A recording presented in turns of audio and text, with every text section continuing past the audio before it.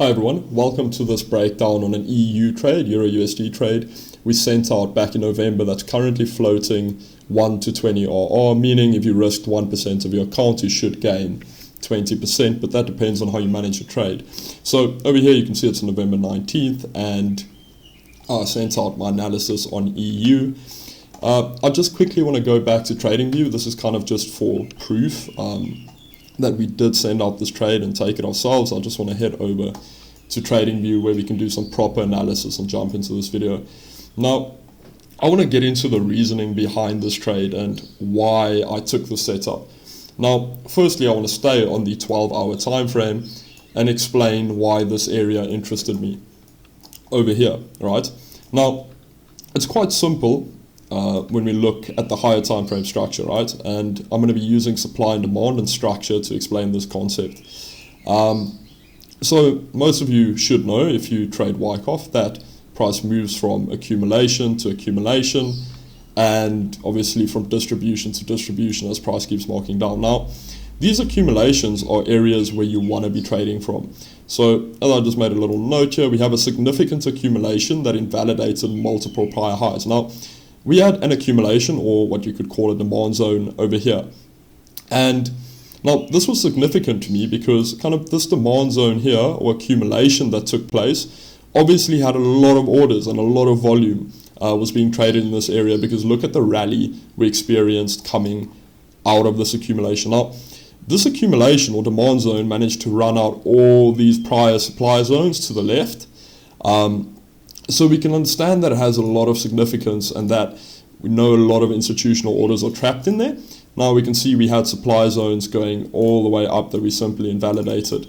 Really strong supply zones. Now, the next logical thing for me to do was, after I identified this really strong demand zone, was to drop down to a lower time frame. Now, once you kind of find your area on the 12-hour, the daily time frame that interests you, I like to drop down to the 4-hourly time frame and find what interests me. Now, on the 4-hourly time frame, I noticed something really interesting. Now, in our area of interest, we had an accumulation schematic that took place. In our 12-hourly area of interest, we had a 4-hourly accumulation schematic. Now, I'm going to explain my logic behind the schematic and why it was such a simple and effective trade. Now, looking at the 4-hourly time frame, we notice a few very interesting things. And this relates to smart money concepts, right? Now, what we can see here in these areas is relatively equal lows, so we understand liquidity is resting there, right? People have stop losses there.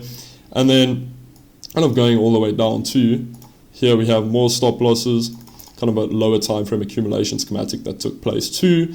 That obviously needs to be tested or run out. So we know stop losses are resting in this area too from smart money traders, etc.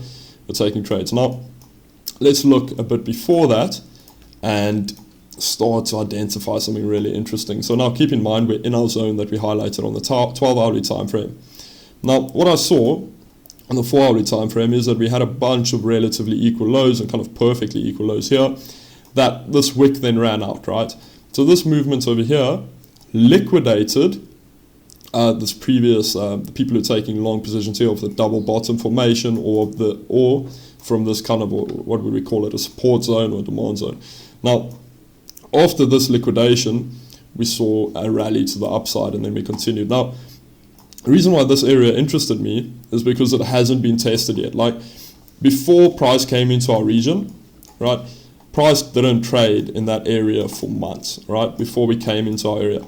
Now, what I saw was an untested, right, this move here that swept liquidity hasn't been tested, i.e. there are more than likely still open institutional orders here that they use to liquidate these traders. Now, what I did was I simply pulled a fib, right? I pulled a fib from the bottom of this little move to the top, and I marked out the 80% and the 50%. So if you were paying attention when I was showing the initial analysis on Telegram, you would have seen that I had two entries. The first one at the 50% retracement.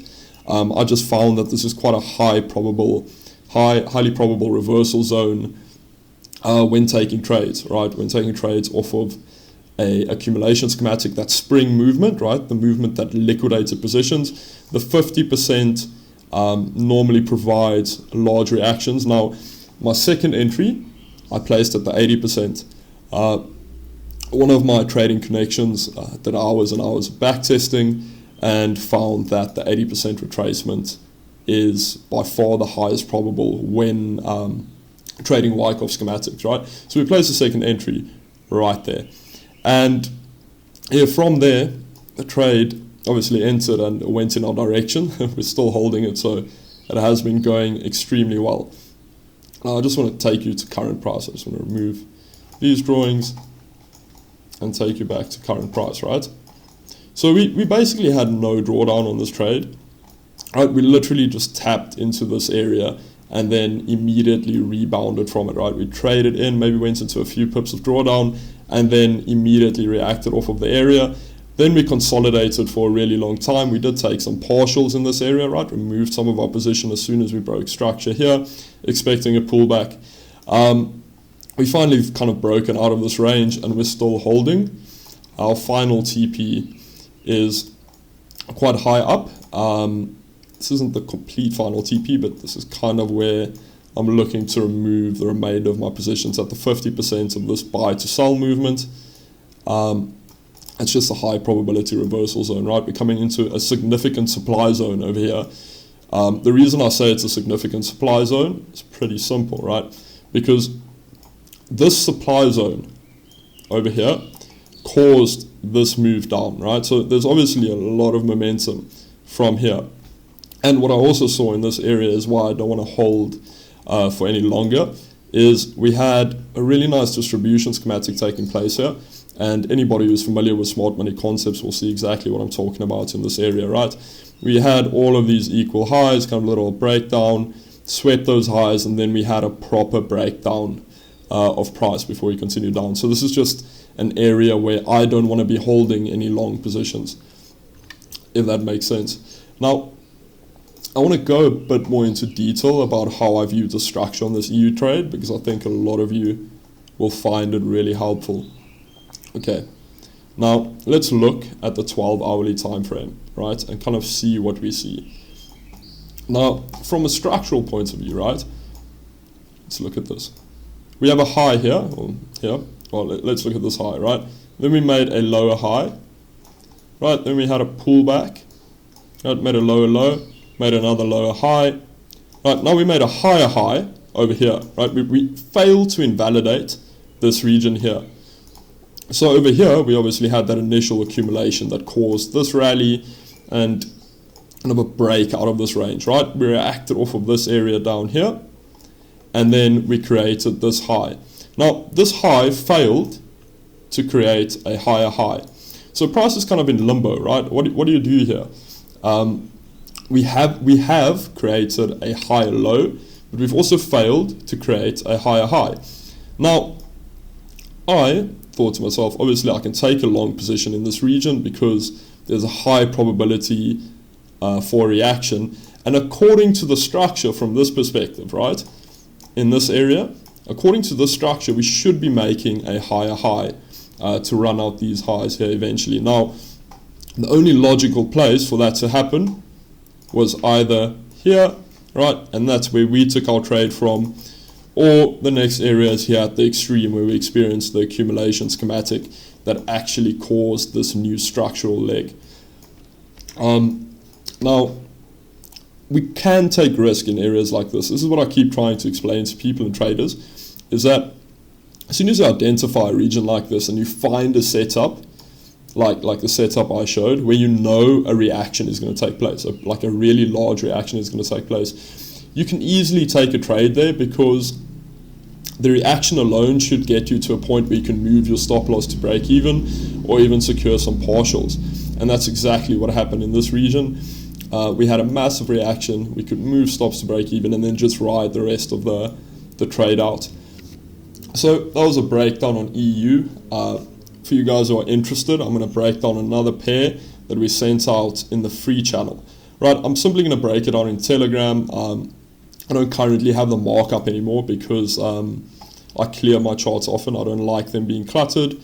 So this was just simply a AUD-NZD trade, right, that I sent out a few weeks before that, and I'm going to explain that right now. So here we have AUD NZD on the 3 hourly time frame. Okay, now what we can clearly see is, like, you can't see to the left, but we had this massive bullish run and price started breaking down, pulling back.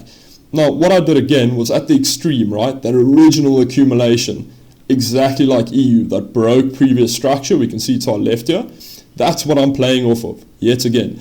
Now, I know it's a bit difficult to see in this picture, but you'll kind of see equal lows in this region, a liquidation and then a rally up that created this whole move. So we simply, yet again, just entry 1 at the 50% of the sell to buy that liquidated traders, and entry 2 at the 80% of the sell to buy that liquidated traders, and TP at the 50% of the supply zone. So this looks exactly like EU, right?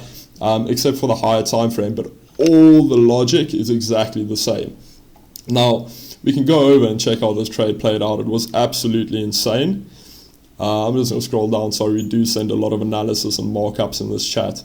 I really like sharing my trading experience and kind of my knowledge with everyone around me. Sorry, this was a GBP JPY trade that we sent out. I'm just struggling to navigate in the group a bit. There is a lot of content being shared, a lot of videos, etc. But I'm trying to get to AUD NZD as quickly as I can for you guys. Here you go. So here's AUD NZD. It was absolutely insane. Had a beautiful entry, and this trade did hit overall TP. Just don't see it in this picture, but you can go and check. And then obviously our first entry was perfect. Now the second entry is really interesting. Right, you can see there's this little massive spike down that entered us into the trade. Now, in reality, like, our trade wasn't filled. We didn't actually manage to take that trade. But in reality, it did hit the point, but was in Asian session where the spreads widen. So in AUD and NZD pairs especially, you can go and watch over when the New York Asian session rollover actually occurs. You have these massive spike in spreads, and they hit levels like smart money levels all the time and react perfectly.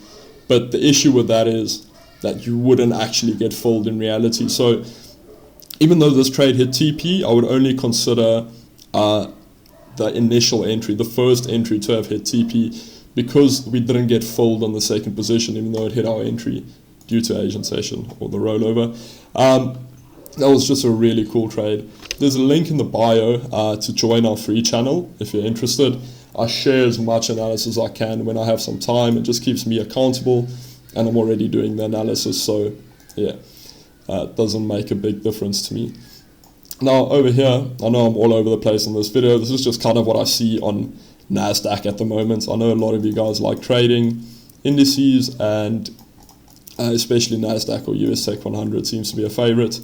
Now, I'm just kind of looking at NASDAQ at the moment, and even though price is currently falling, right, we're having this downward move. But if you're looking at the 12-hourly time frame, like you should be, right, this is just simply a pullback.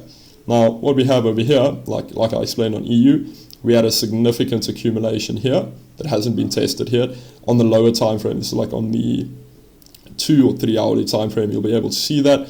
But anyway, that's my first long POI.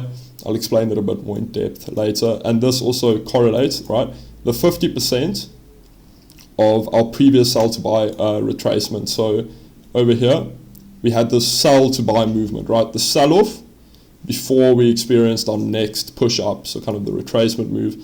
And at this point, there's a 50%, right? So that kind of lines up with our area of interest. So that's just a bit more confluence to add to this trade. So in here, it's a long POI, right? Point of interest. So as soon as we trade into this region, and on TradingView I like to set alerts, etc. But when we trade into this region, that's when I start watching price. I'm looking for breaks of structure on M1 or like a lower time frame accumulation schematic like an M5 or M1. So I never really take trades by setting limits unless I'm really certain about it. So normally when price comes into my area, I'm going to wait for a break of structure in my given direction. So in this instance, I'm going to be waiting for a bullish break of structure. I'm not going to take the trade. So here's my first long POI for NASDAQ, and then over here is my second POI. So in this region, like I've been explaining previously, it's something you really need to get into your head. It will help you so much.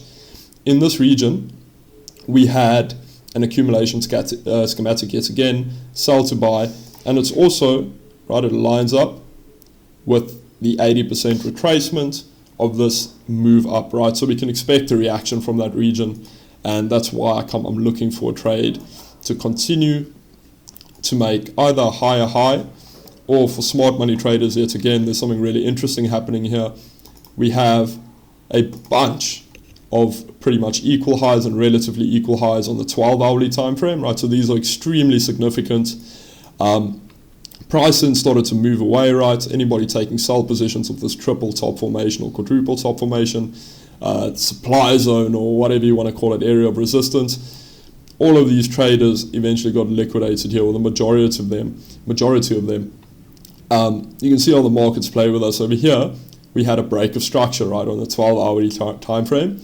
We made a lower low and then simply liquidated traders trying to play off of this break of structure. Now, if we zoom into this area of price, right, there's just a point I'm trying to prove. If we zoom into this area, right, and look at maybe a lower time frame, the 4 hourly, look what you're seeing, right, the story that's being told. It's a story of a market that's breaking structure, a market that's losing momentum at this point, right? All the traders, all of us are thinking, fuck yeah, we get time to short NASDAQ, right? However, when the time comes and we break our structure and we're looking for our smart money concepts entry in this little wick, right, where we're saying, this wick took out all the previous highs, etc. Now we're going to take a short position from here. And I'm so sure all of you have done this, right? Because we've had our break of structure, we had our liquidity inducements, and now we've had our little wick, right, on the lower time frame, maybe the 2 hourly or 1 hourly. That just looks like a perfect smart money concept setup. You wait for your break of structure, and the next moment you get absolutely liquidated, right? You get obliterated. So the stop loss is probably resting up here. You probably entered here somewhere in the area of support or whatever resistance, sorry. And in this move, you got liquidated. And I'm sure many of you smart money concepts and Wyckoff traders have seen this play out, this kind of move where you predict the market in the correct direction. You've had a break of structure in your direction. You're ready for the trade. Liquidity's been swept. And you get this last push up that liquidates you. And then the market absolutely dies. It's happened to me before. Well, not before, many, many times. And I'm sure it's happened to you. Now, right, from this situation, interpreting it from the 4 hourly time frame and interpreting structure in a sense from like one high to the next low, to the next high, to the next low. Instead of looking at the higher time frame, or you can even do this on the 4 hourly time frame and looking at the actual structure, right? All of this shit's just order flow, it's noise. The actual structure are these points, right? These significant accumulations and significant distributions that you want to be playing off. Because these areas, right, is where price is going to continue, make that new high, or at least react, right? Provide some relief, pull back to an area if it's going to go short. But structure-wise, looking at the 12 hourly, why would you ever short this instrument, right? There's no way to do that now. So until we've had a major break of structure, right? Until we've actually had a break below this accumulation that caused these new highs, right? This area here, we are bullish. 100% bullish. We're just experiencing a retracement now. So until we actually invalidate this low, then we've had a break of structure that's actually valid. And then we've had a break of higher time frame structure. Then we can start looking for short positions. But until then, your bias needs to remain long, or you need to be looking for trades off of these structural extremes. I see it all the time, traders like trying to trade 1 minute breaks of structure and etc, etc. But that's just how you're going to get wrecked and how you're going to lose all your capital. Like, trust me, I've been through it. Everybody who spends a significant amount of time trading or put in thousands of hours, all of us kind of have the same story. We've experienced the same things, and yeah, I really hope some of you just take this to heart and it saves you a lot of time. Yeah, that's pretty much what I wanted to discuss.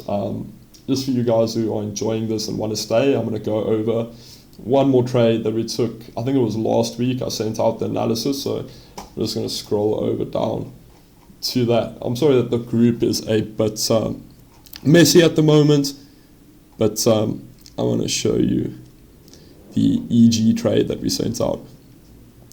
I'm just kind of scrolling back to that. I'm trying to find where I sent this. Okay, here.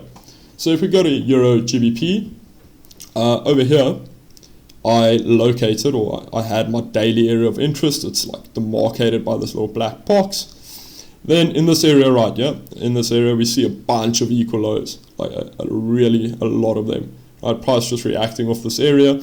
So relatively equal lows act as an area of support and confluence for long positions. This is creating liquidity. A bunch of people are buying, right? Everybody's buying. EG is going to go long.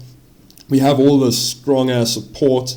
Price is going to go long, right? So you take your buy positions and you get absolutely wrecked, right? This move here liquidates you. So this move liquidated traders buying off of the support zone and equal lows here. So what this move actually does is people who are buying in this area, right, are buying and they have their stop losses under the trading range.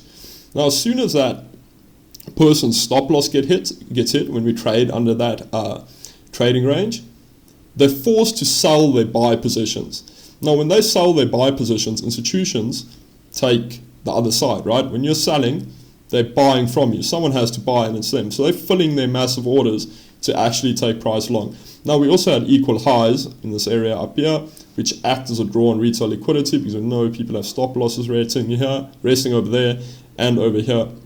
Now, after I sent this out, we just waited for price to do its thing. And a few hours later, we managed to hit TP, or a few days later actually.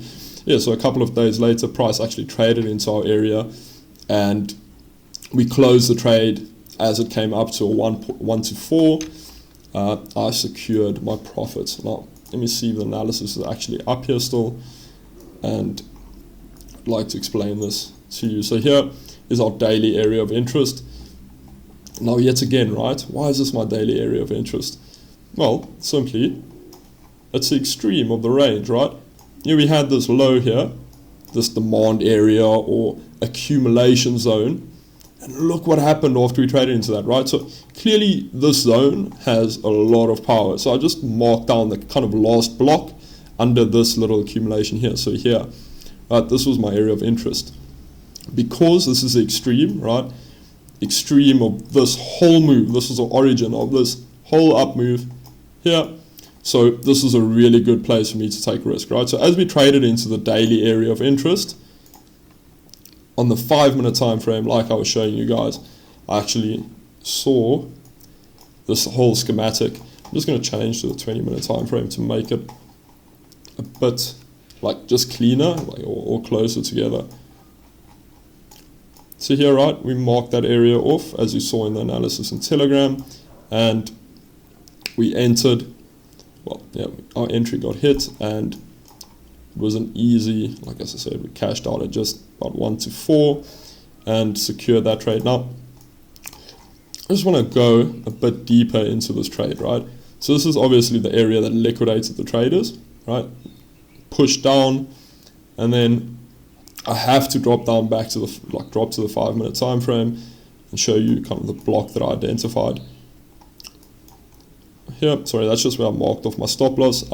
As you can see, I placed a stop loss just a little bit below this wick, like over here, because I thought that we might have a little final just run below this wick to get out any smart money traders and Wyckoff traders, because when I saw the schematic, it was just too clean for me, right? It felt like this trade was too simple. Because obviously, if you're seeing something on a chart, if you identify a setup, a lot of other traders have also identified it.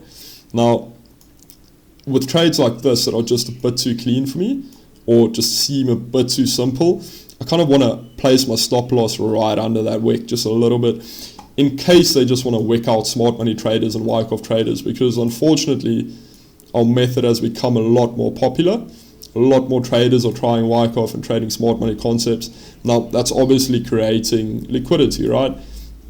It's creating a shit ton of liquidity. So just be careful with that. Now that you're trading smart money concepts and Wyckoff, that is a lot more difficult than it used to be, just because traders are getting better, catching on, etc.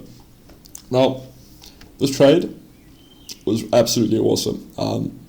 It still hasn't hit final TP, but like I said, we're out of the trade, and I really hope that these concepts that I keep teaching are setting in, because it's just all about structure and those structural extremes. I really enjoyed making this video. Like I said, again, please join the free chat. There is a link in the bio to this video to join it, and cards will also pop up through the video. Please drop a comment and leave a like. I would really like to know what you guys want to see and what I can go through in future videos. Thank you.